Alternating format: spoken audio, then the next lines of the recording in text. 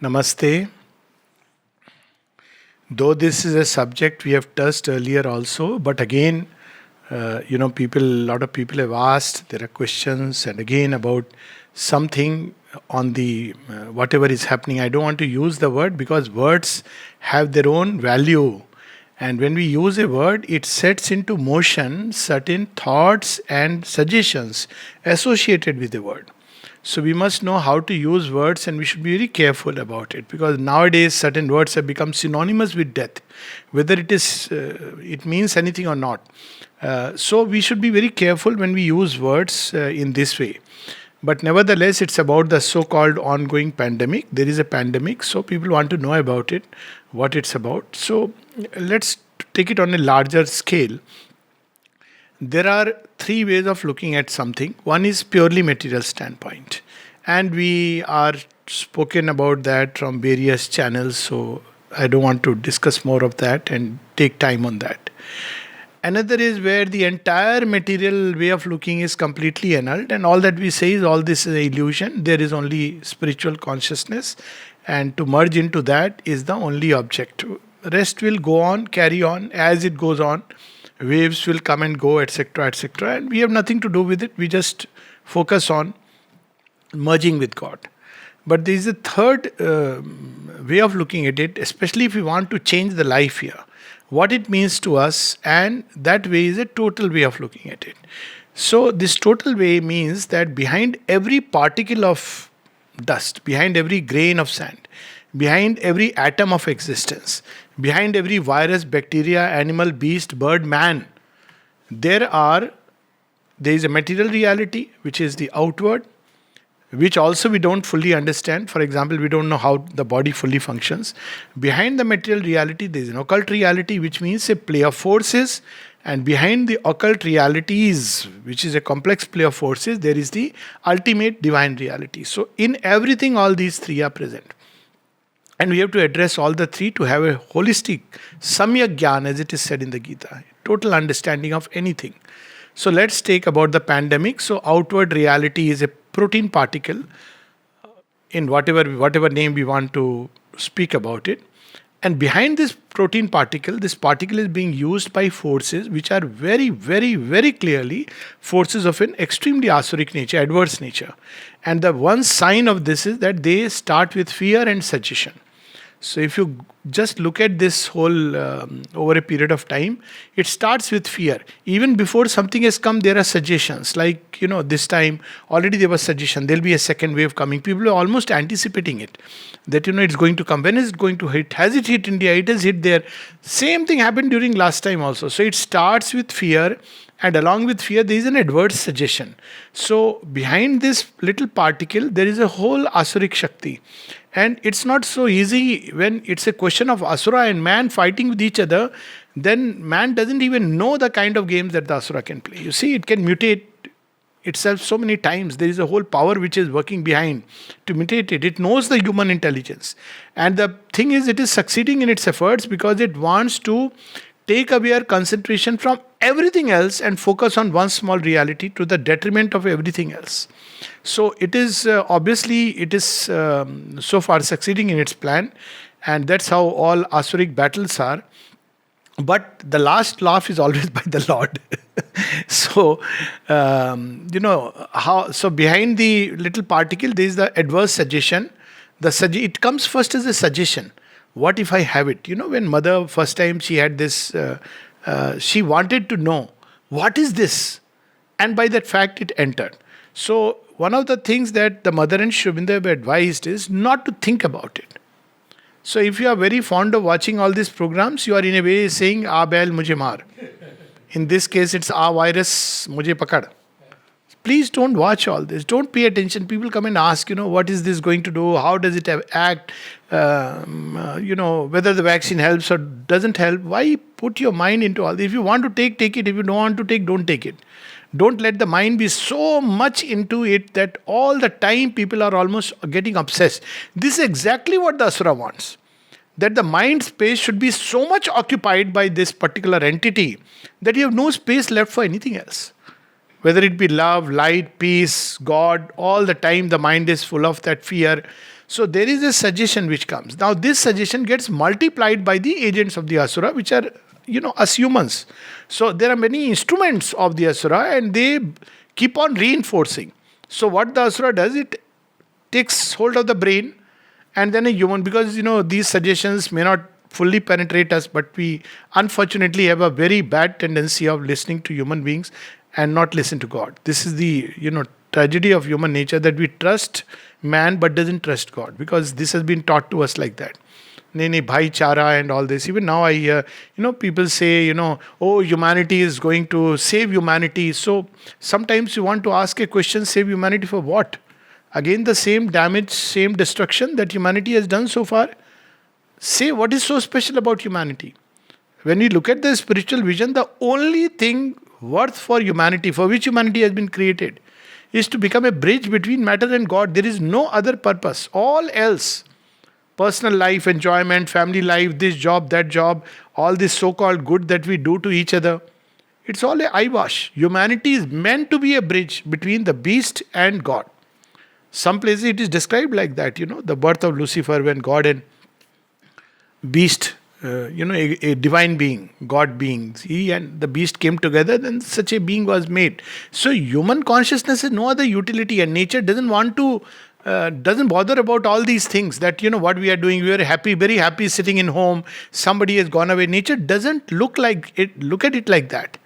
These sentiments don't affect it. For nature, it's just a form which has been broken, another form will come. If you go and tell nature that, so and so died in my family, so sad, nature will laugh and say, nobody dies. Nature will tell you the utter unreality of death. So you go and say, no, somebody has died, and if nature could show you the vision, say, no, he is not died, the form which has been broken, you thought the form was he or she. So come out of this ignorance, grow up. In modern language, you say, just grow up, man. Look at things as they are.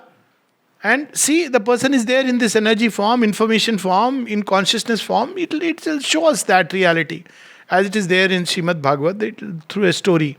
So then it will say, ki all you basically have to grow up. I am doing nothing. I am just breaking forms. The mother at one place says that to do that men make about death. To do, as if, death means everything is gone.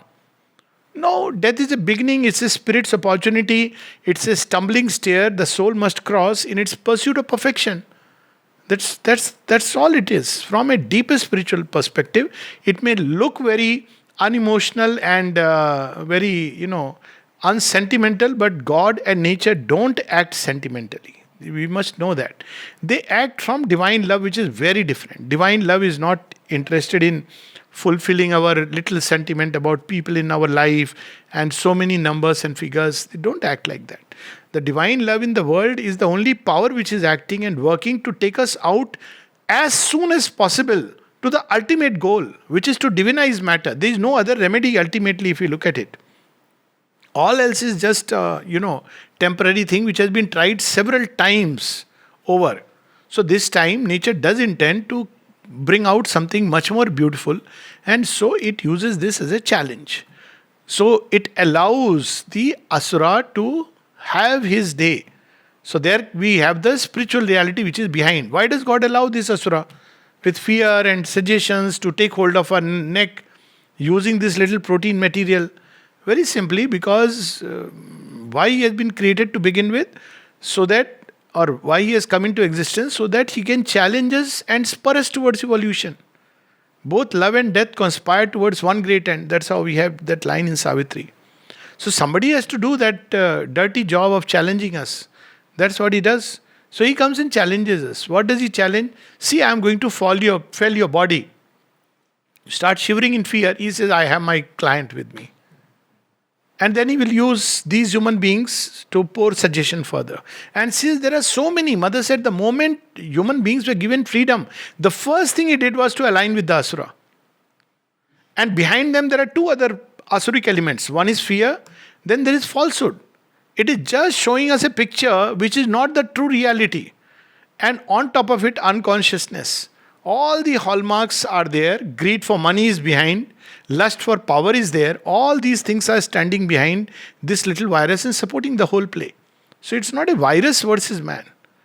Let's not forget it's an asura versus man. And they are formidable creatures, especially because our life has been such that we lead largely a life which is through and through life of pleasure, life of greed, lust. This is asuric way of life. So when he comes to take us, we are easy prey because he has fed us. So he says, now you. So when we fight with an asura, there is only one power which can fight, the godlike powers and ultimately the divine. So this is what that is the reason why it has been allowed. So that we awaken from within us the godlike elements. What is godlike element? Replace fear with faith, with trust, with confidence in the grace. These are the godlike elements. Strength, endurance. Simple act like endurance. To go through whatever, if things happen in life, this is not the first time and the last time things are happening. Endure the process with trust and confidence. This is a godlike element. And keep believing in the essential goodness of creation. Not that, see how dangerous, how harmful it is. Some people start complaining against God. So live with this trust, live with this state of gratitude inside. That's the way to live. So these godlike elements will fight it out. But ultimately, when the godlike elements, sometimes, always they are supported by the divine, and we should consciously invoke the divine presence, which will ultimately not only get rid of the asura, but help us evolve. That is the whole purpose. Why is all this allowed? Because it's an evolutionary pressure. That's why it is allowed. So when we navigate in a natural way and a normal way, then we evolve. If we don't, if we try artificial means, maybe we'll tide over this crisis and wait for the other one to come from another side. He has many weapons in his, armament, which we don't yet know. So this is how we have to take this evolutionary challenge and grow. How does nature work? If we look at nature as mankind, why mankind? Life has survived so long. And if life is only about survival, then there was no need to go beyond the virus. Life is not about survival, it's about manifestation. And every time a new thing manifests, there is a challenge, enormous challenge. Every new form of life with a new capacity faces this challenge. How does nature find the right balance, the dharma? How does Lord Vishnu make the dharma once again? What does he do? He puts all his weight on the side of the future. This is exactly what Lord Vishnu does. Every time he comes, though he loves all beings, he's not partial. But he knows that right now this creature should come up, and he puts all his weight on the side of the future. That's how the balance has to be restored. So on one side we see the asura oppressing, and then he comes and alone is sufficient to offset the balance. So what does it mean? Nature, every time there is a challenge, the asuric forces challenge creation, whether it is life of beast, worm, bird, or human being, several successive challenges. Ultimately, nature organically evolves us. It makes us immune. That's the natural immunity. And now people will say, oh, if we wait for it, so many will die. Yes, that's a fact. Anyways, we are living a life which is, as good as death. To live under the shadows of fear all the time, without any faith, without any deeper aspiration, we may think very highly of ourselves. That's perfectly fine. But from nature's point of view, we are leading a life which is like a dead person. If you look at the majority, life is about what? Whole day, it's about food, it's about enjoyment, it's about those goals which are very, small little goals. My child is studying abroad. He has got married. People take so much pride. My book is being published. I have a grandchild at home. This is life. So, frankly speaking, from the larger perspective, this is something which, yes, there will be people, when there is an evolutionary challenge, many people succumb, many survive, but those who come out of it are really the ones which are marked out for a higher life. Nature operates like that. And we may not like it, but that's the process.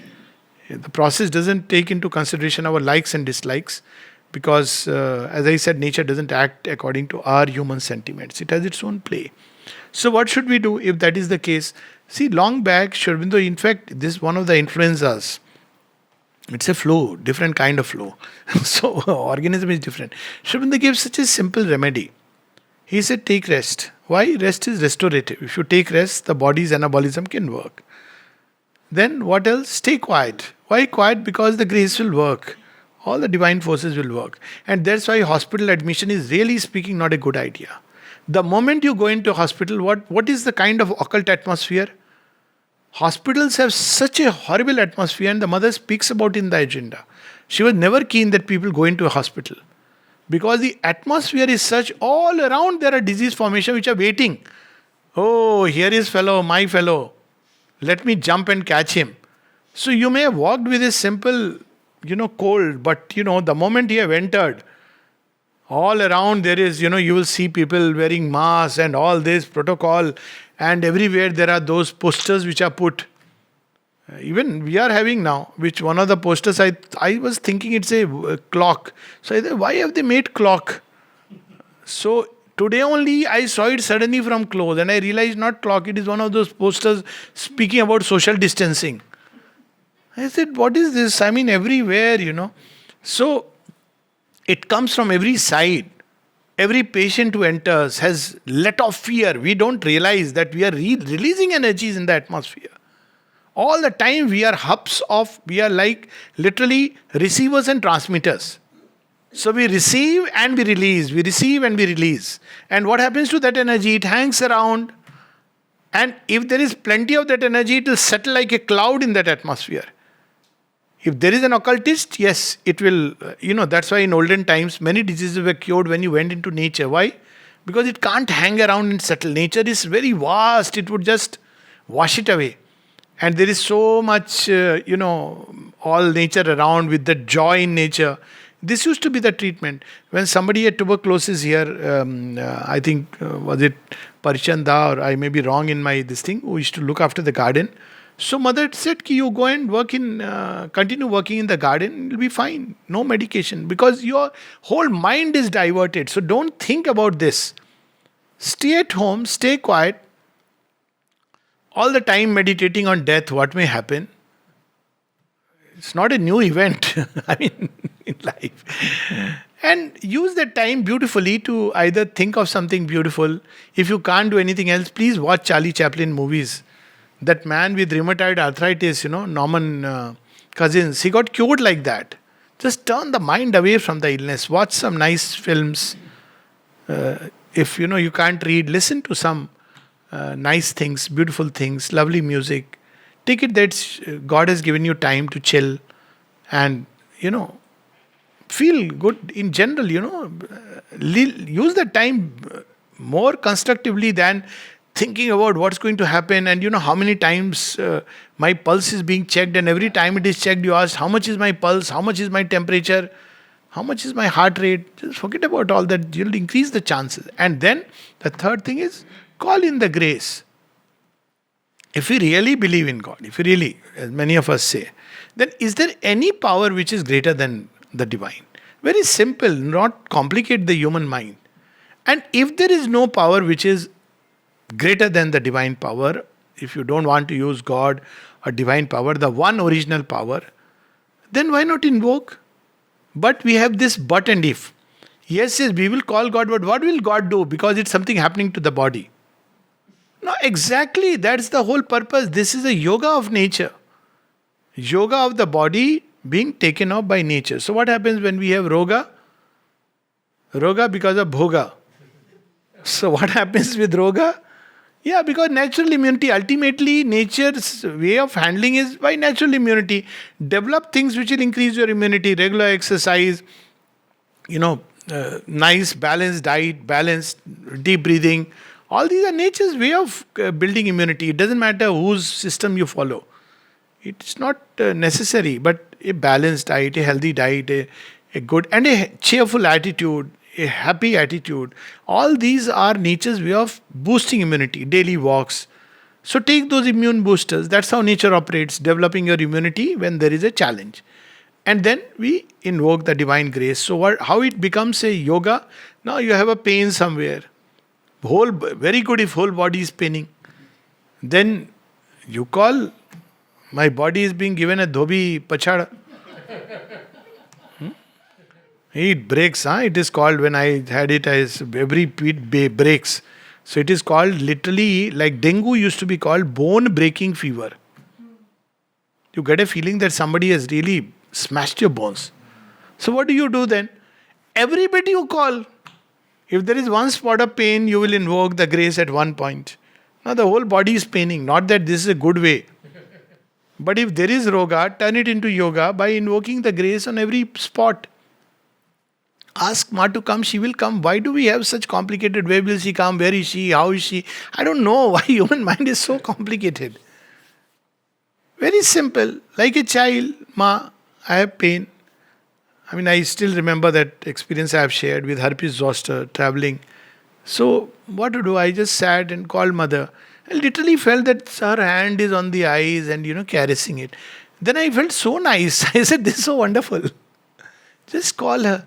If she comes, wonderful. What if she doesn't come? Somebody may ask. Well, wonderful.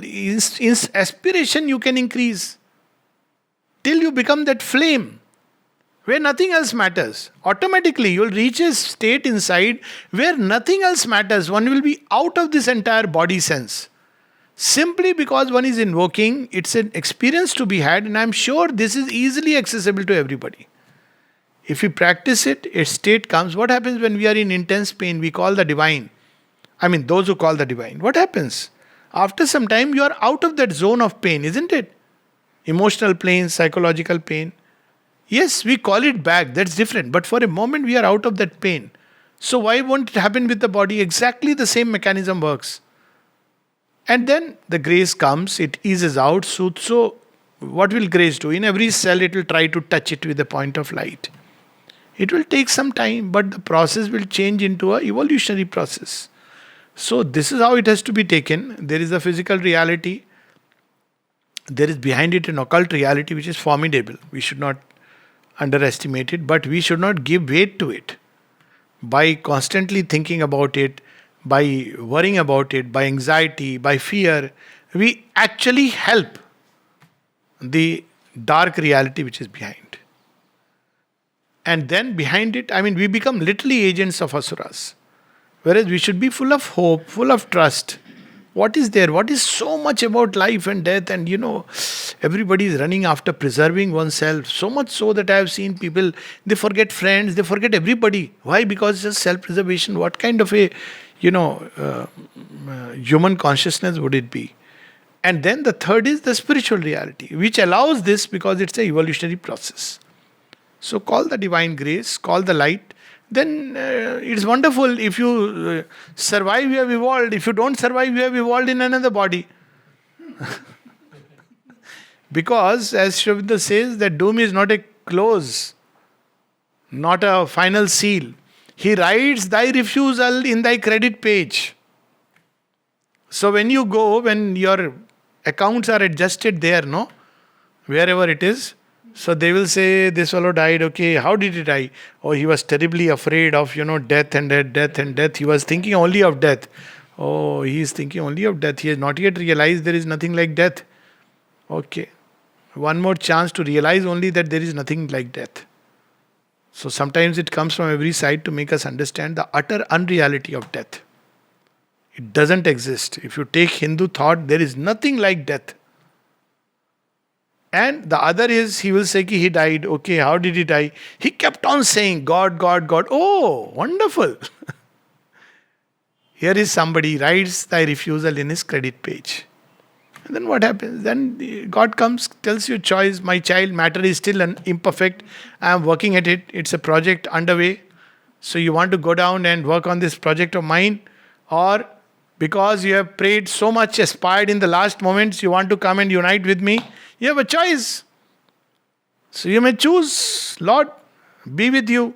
Or you may choose, Lord, I want to work with you. If we want to work with you, He will send us, but with a body which is spontaneously much more open to the grace because you have invoked it in the previous life. As simple as that. Life can be extremely simple if the newspapers and all these things and the scientists don't complicate it. Thank you. Namaste.